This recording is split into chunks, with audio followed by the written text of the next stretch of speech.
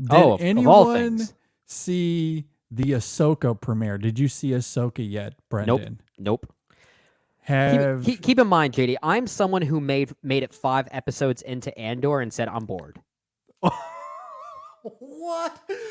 Wow, I think And I that's tried easily twice. one I of. tried twice, and getting into Andor, I'm really struggling with even Andor right now. Wow, I think that's easily the best Star Wars That's all in I've a heard. long That's why I time. keep trying it. And 5 to Yeah. 6 episodes in, I keep thinking to myself, I love Diego Luna, but I just don't care for this character all that much. Wow. No, I mean, I think that's part of the appeal for me, which The sense of again, mystery, like the unknowingness, I guess. well, like I Maybe. just like that he's a little bit of a prickly character. Oh, I And just think he's boring. I think once you get more into it, I think Maybe. there's much more to mine out of the character. Something tells me by the time I get to the end of that show, I'll be like, oh, now I see the light. Now I see Yeah. the light. I haven't loved it. I haven't Yeah. gone there yet, and I'm Fair gonna have enough. to start it again a third time because I always get it gave to up. I always get to like episodes 5 or 6 twice in a row right now, and then I just don't Yeah. finish it, and now I'm gonna have to start over again. Well, generally speaking, this is why, at least for me personally, Mhm. why I tend to gravitate toward film instead of television. Right. Because if it's a bad movie, it's 2 hours of my life and that's it. I can wipe my hands clean of it. Yeah. A TV series, it's like, okay, I've invested 5 hours and I'm never going to get to the end. Like, you know what I mean? Like, there's no payoff whatsoever. Like, I've just wasted my time. Yeah. And so, like, it's hard for me to get into, and my time is already limited as it is. So I just tend Same.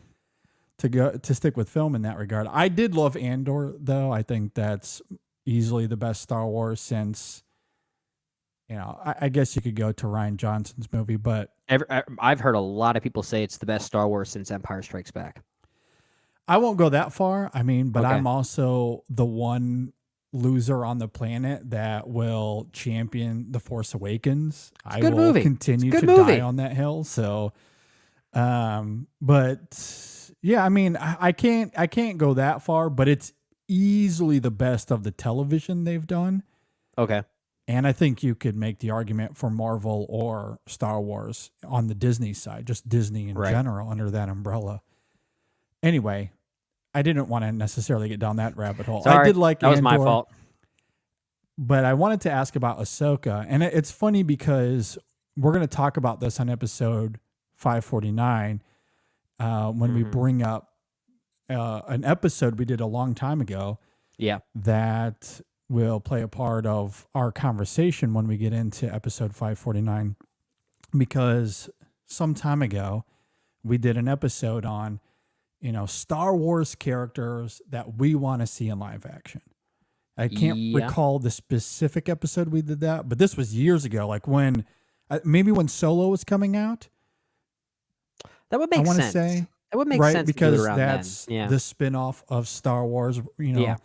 And so we had done a top 3 characters, stories, you know, things we want to see in Star Wars that at that time in 2017 or whenever we did that show that we wanted to see. And my number 1 at that time was I want to see an AHSOKA movie.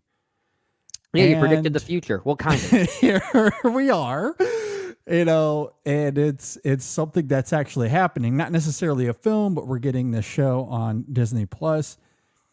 And, you know, so it's really been hard to wrap my mind around over these last few weeks, even though we knew this was coming. Yeah. They've shot it. We've seen marketing for this series, and it's ramped up quite a bit over the last month or so.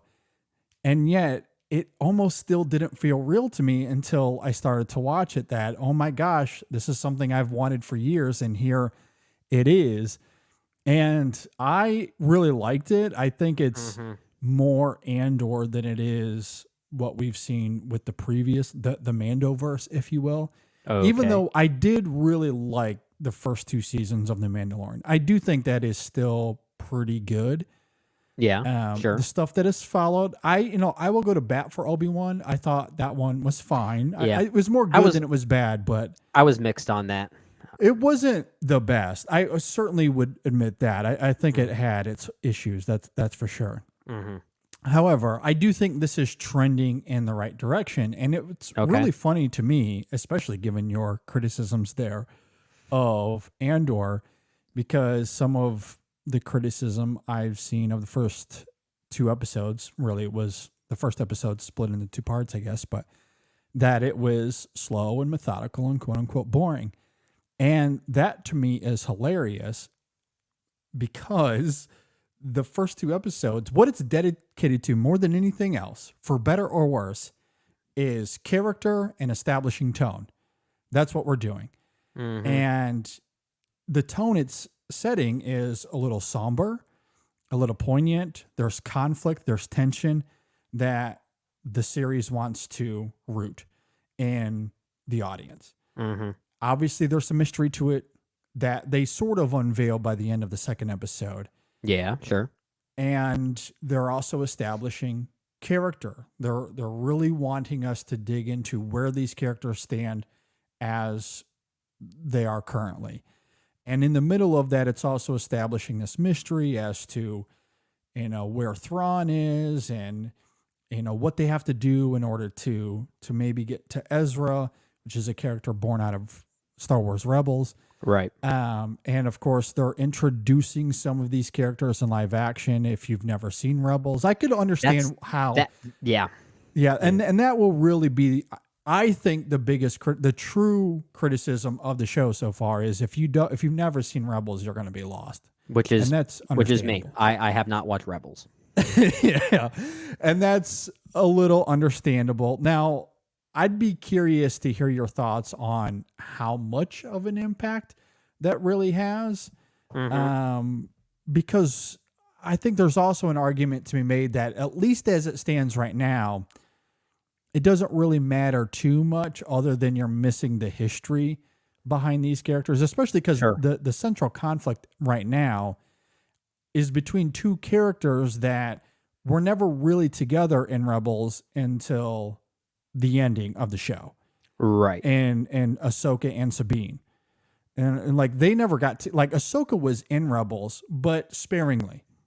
Sabine was one of the central characters and she was with our main group throughout the series. And so by the end of it, she, without getting the spoiler, she essentially becomes AHSOKA's apprentice. So the conflict that's established there, as far as the tension between Sabine and AHSOKA, like that, I mean, you don't need to know or see Rebels for that to matter. Does that make sense? No, it makes sense. And you make a good point, or at least you make an interesting game out of it, saying like saying that someone can maybe watch it and bring a different perspective to it that hasn't seen Rebels to see if the show actually can successfully stand on its own terms. And that maybe that could be my perspective if we ever, turn this Patreon series into an AHSOKA club of sorts. To be fair though, I never trust any reviews or criticisms or even praise for television shows when it's only the first 2 or 3 episodes. I mean, we sometimes see reviews and aggregators for these things, right? Not just on Rotten Tomatoes, but Metacritic as well. And when these shows first premiere, they're already getting Metascores and Rotten Tomatoes scores. That's like grading the first 20 minutes of a movie. Yeah. So when you talk about the start of an episode or the start of a season or a show in its entirety being quote unquote slow, that is so missing the point. Like that, and again, I'm not saying that that's going to be my case with this show. I haven't seen it yet, but if those are the criticisms, it's like, well, give it time.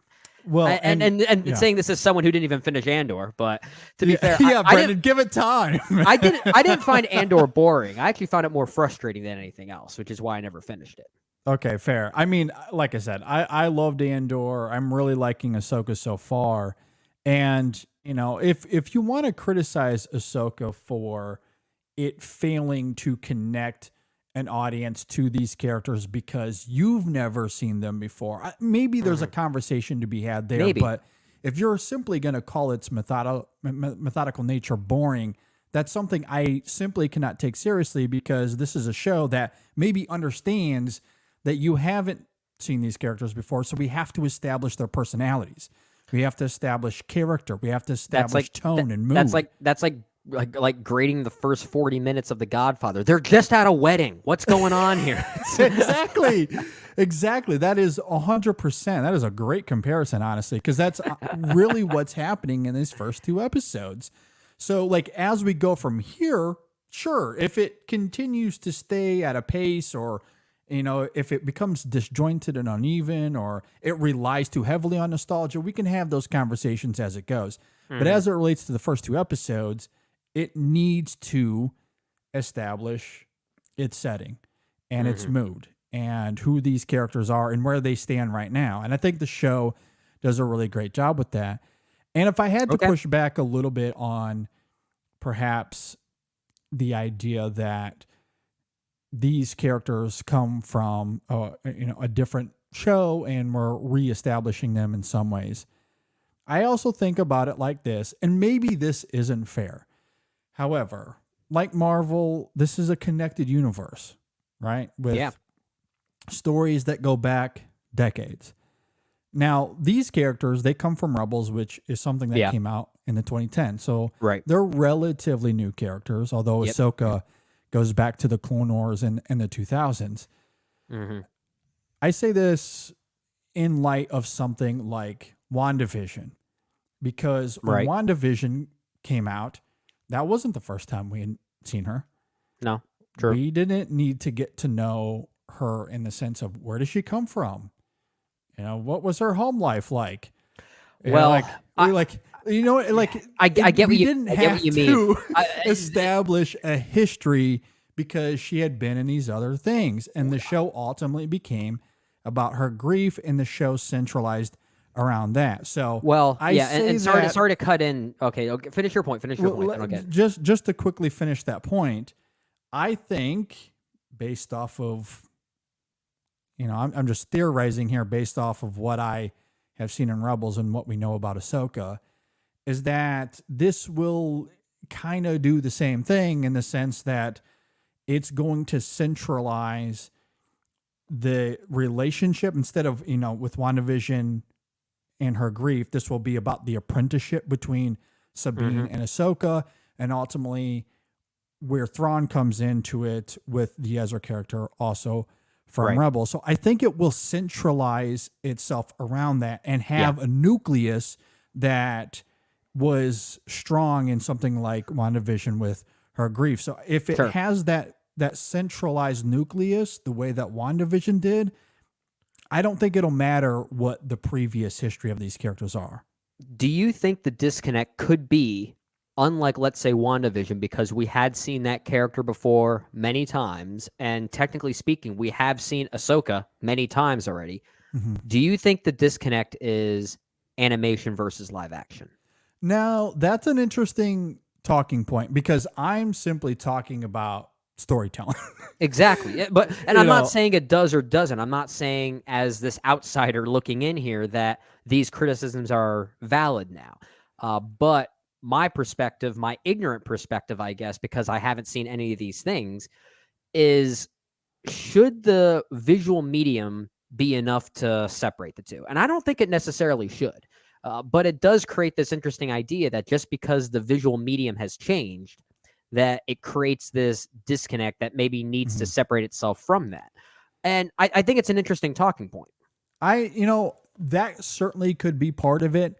And maybe there's an argument to be made that animated characters should simply stay animated, and live action should remain live action. I don't really know. But it's still part of the same world. Like, it's technically part of the same narrative. They're in the same universe. It's not an alternate timeline, or it's not like What If in Marvel's world. I agree. Or anything like that. These are characters that canonically exist in the same world and space as, Luke Skywalker and Darth Vader and Kylo Ren. So for them to exist in live action the way they are, I personally have no problem with that. Yeah. Now, when it comes to engaging with this series, I do think maybe there are quirks within the characters that might be a little bit different in live action. Specifically, I can think of in these first 2 episodes, Rosario Dawson's performance. I think if you look at it in a vacuum, it might seem a little bizarre and maybe a little mundane, but what Okay. she's mimicking is the character in animated Well, form. that's what I was gonna say. Like, is there at least consistency there with the Yeah. pre-established character, regardless of the visual medium that character That's initially existed in? That's it. And that's where there could be some disconnect. If you've never seen Ahsoka in the animated show, you might look at Dawson's performance and go, this is a little weird. She's crossing her arms a lot. There's a lot of pauses. It's like, yeah, that's the character. Like, that's who she is. Like, we can't criticize her for that. So, like, to me, that's where what you bring up in terms of the crossover could, or at least maybe there could be a discussion there, or we could bring some context into all of it. But again, I don't have a problem with it, but I might be saying that with bias because I've seen her in all of these shows and I love the character. It's fresh on your mind, so you're able to connect the dots, so to speak. Absolutely. So I've really enjoyed these first 2 episodes. And also Ray Stevenson, bless his soul. Oh, yeah. So good in these first 2 episodes. Okay. He's really good. I'm so excited to see him throughout the rest of this as well. I think he's going to end up being one of my favorite parts of this whole series as well. He's really fantastic in these first 2 episodes. So, okay. Okay. Yeah, I think it's setting the groundwork well. And also, like, I go back to, and some people have pointed this out, like, visually speaking, it's striking. It doesn't have that Mandoverse feel. It is very much of, if anything, it's closer to Andor. It's closer to the live action movies. Like, it feels like you're in an epic adventure, and in the space in which these characters abide. Like, it feels like I'm watching something on the big screen versus the Mandoverse. Throughout a lot of it feels much smaller in scope. Which, at times lends itself well because that is a story that I was gonna say, it it definitely fit the more serialized, almost anthology-like nature with the Mandoverse. Yeah, but this story and these characters aren't like, this is going to be a big story, and Thrawn is such a pivotal character in the larger scope of Star Wars that I don't think it needs to be contained. So I do love that visually they're throwing as much money at this as possible to give us that traditional Star Wars scope and grandeur. And I love that about the series as well. Visually, they're not holding back in that regard, and I do appreciate Disney. Yeah, for going let's just hope the artists weren't overworked once again. Yeah. That will always be a talking point for sure. I feel like we have to acknowledge it every time we talk about whether a show or movie has good or bad special effects, and especially if that property is from Disney. Yeah, absolutely.